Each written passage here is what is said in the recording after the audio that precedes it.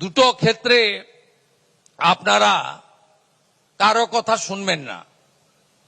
একটা হচ্ছে রাষ্ট্রহিত, দেশপ্রেম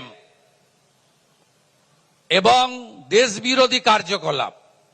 এক্ষেত্রে কারোর কথা শোনার দরকার নেই। অশোক স্তম্ভের এবং সত্যমেব জয়তের মর্যাদা দিয়ে কাজ করবেন।